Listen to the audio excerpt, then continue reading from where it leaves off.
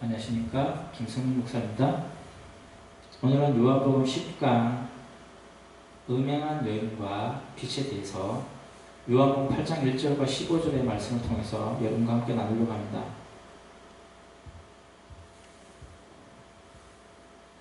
요한복음 8장 1절에서 15절은 12절에서 언급하고 있는 나는 세상의 빛이라고 말씀하신 예수님의 그 메시지에 대한 해석을 담고 있습니다. 현장에서 가늠하다가 잡혀온 여인이 있고요. 이 여인을 정죄하고 있는 무리들과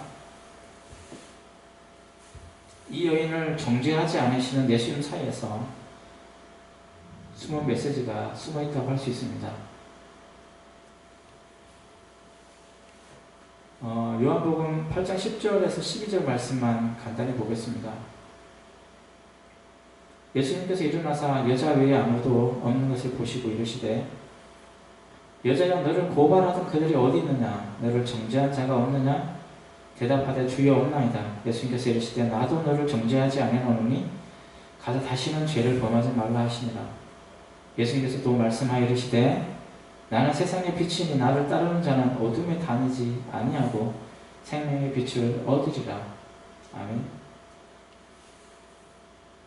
정죄라는 것은 누군가가 누군가에게 행하는 것인데 요한복음 8장 1절에서 11절은 우리에게 누가 누구를 정죄할 수 있는가? 라는 질문을 우리에게 던져주고 있습니다.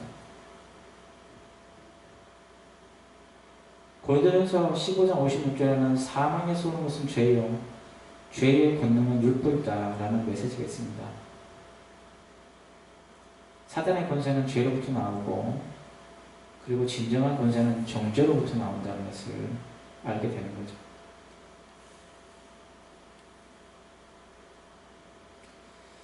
정죄의 일반적인 의미는 죄를 정하고 죄가 무엇인지 정하고 그것에 대한 합당한 어떤 징벌을 정하는 데 있습니다.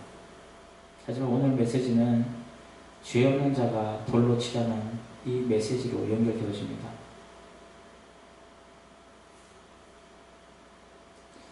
누가 누구를 정죄할 수 있을까요? 정죄라는 것은 우리가 어둠의 실체를 들여다볼 수 있는 비밀을 가지고 있습니다. 현장에서 간음을 행하다가 잡혀온 여인은 어둠에 다니는 자라는 것을 12절에 보면 알 수 있죠. 하지만 이 메시지 안에는 어둠에 다니는 자와 어둠을 다스리는 자로 분리되어져서 우리에게 메시지를 전하고 있다는 것을 알게 됩니다.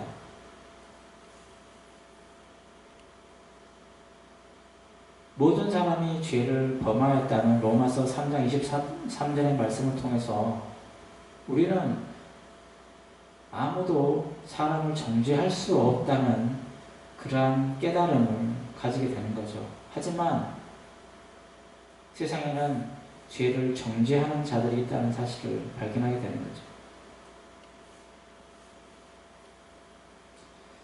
세상에서 사람들의 죄를 판단하고 정죄하는 사람들은 어둠을 다스리는 자들이라는 것을 깨닫게 됩니다. 아마 여러분 가운데 이 메시지가 무슨 소리 하는지 도저히 알아듣지 못하는 사람들이 많이 있을 거라고 저는 생각합니다.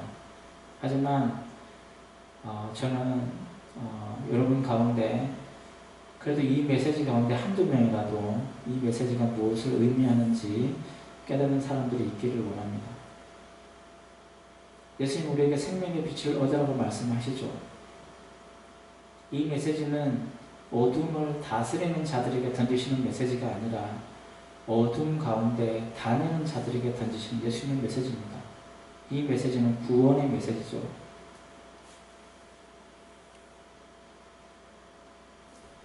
어둠에 다닌다는 것은 사실은 어둠의 실체를 알지 못하면서 그 가운데 살고 있는 것을 말하고 있습니다. 생명의 빛을 얻는다는 것은 이제 요한복음 8장 15절의 말씀처럼 육체를 따라 판단하지 않는 것에서부터 시작된다는 것을 아는 거죠.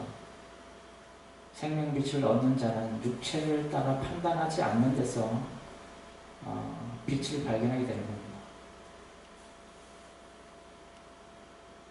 아담의 타락으로 인해서 세상에 취한 것이 있다는 건 지식입니다. 사람들은 스스로 아는 것으로 판단하죠.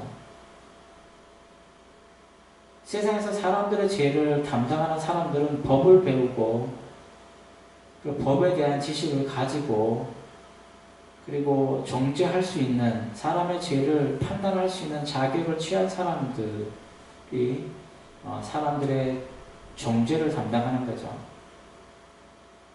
사람들은 지식을 통해서 사람들을 정죄한다는 것을 알 수 있습니다. 사단의 권세는 정죄로부터 나옵니다. 물론 죄로부터 나오지만 더 큰 의미에서는 정죄로부터 사단의 권세가 나옵니다. 사단의 권세가 여전히 세상을 지배할 수 있는 이유는 모든 사람들이 죄를 범하였기 때문에 그렇죠. 그리고 여전히 어둠 가운데 있기 때문입니다. 가늠한 여인이 정죄를 넘어서서 이제 빛을 얻어야 하는 이유는 그 여인이 어두움 가운데 다니는 자이기 때문에 그렇습니다. 하나님의 자녀들은 정죄로부터 하늘의 모든 권세를 잃게 된다는 것을 여러분 알아야 됩니다. 아무리 기도하고 아무리 말씀 가운데 있다 할지라도 정죄에 대한 정죄로부터 자유롭지 못하다면 하나님께서 허락하신 그 권세를 사용할 수 없다는 걸 깨달아야 됩니다. 고린도전서 4장 5절 말씀 보니까 때가 이르기 전에 곧 주께서 오시기까지 아무것도 판단하지 말라. 우리는 이 메시지에 귀를 기울일 필요가 있습니다. 진정한 무지는 스스로 안다고 하는 데서 나옵니다. 스스로 안다고 하는 지식으로부터 사실은 무지가 나오는 거죠. 진리를 가리는 어둠은 스스로 안다고 하는 것에서 나온다는 거예요.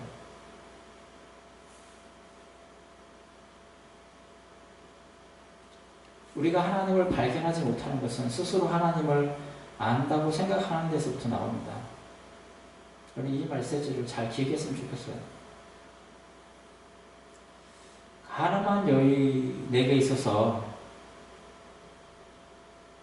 그 여인이 바라봐야 할 빛은 자신의 죄를 정죄하는 데서 오지 않습니다.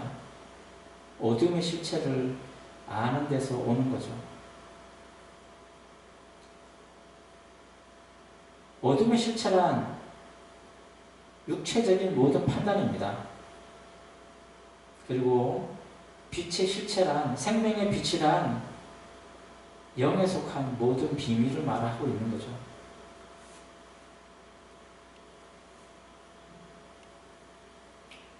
세상의 모든 사람들이 죄인임에도 불구하고 누군가는 누군가의 죄를 정죄하고 있습니다. 그리고 그러한 정죄는 지식으로부터 나옵니다. 여러분이 깨달아야 될 것은 이 세상을 판단하는 사람들은 세상의 어느 누구보다 많은 지식을 소유하는 자들입니다. 자연을 바꿀 수 있고 경제를 좌지우지하고 그리고 이제는 매해마다 어떤 기술을 그리고 세상을 어떻게 바꿔야 나갈지 결정하는 사람들은 지식을 소유한 자들입니다.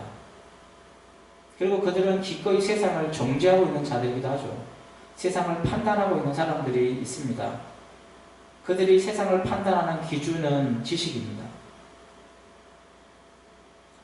여러분 이제 세상에 빛을 넣고자 하는 사람들, 하나님의 빛을 발견하기를 원하는 사람들이 있다면 이제 자신이 아는 모든 지식으로부터 자유로워지기를 소망합니다. 어둠은 스스로 판단하고 스스로 생각하고 스스로 정죄하고 이러한 어떤 육적인 그러한 판단으로부터 사실은 그 어둠의 실체를 발견할 수 있습니다. 그것 자체가 어둠이기도 하죠. 하나님은 우리에게 육체적인 어떤 조건과 어떤 그러한 판단으로 인해서 어떻게 우리가 빛을 발견하지 못하는가에 대해서 우리에게 말씀하고자 합니다. 우리가 어두운 가운데 있지만 우리에게 필요한 것은 정죄가 아닙니다. 가늠한 여인에게서 예수님의 정죄를 발견하지 못했던 이유는 그것에서부터 하나님의 빛을 발견하지 못하기 때문이죠. 그것 자체는 사실은 어둠의 실체입니다. 우리는 어디에서부터 하나님의 빛을 발견하게 될까요? 하나님의 빛은 사실 용서에서부터 하나님의 빛은 조금 비춰지기 시작합니다. 오늘도 세상을 판단하고 스스로의 지식 안에서 세상을 들여다보고자 하는 사람들이 있다면 저는 그 사람들이 결단코 하나님의 빛을 발견하지 못할 거라고 저는 확신합니다. 여러분, 이제는 스스로 아는 데서 벗어나서 하나님의 우리에게 말씀하시는 그 소리에 귀를 기울이는 귀한 은혜가 있기를 소망합니다. 감사합니다.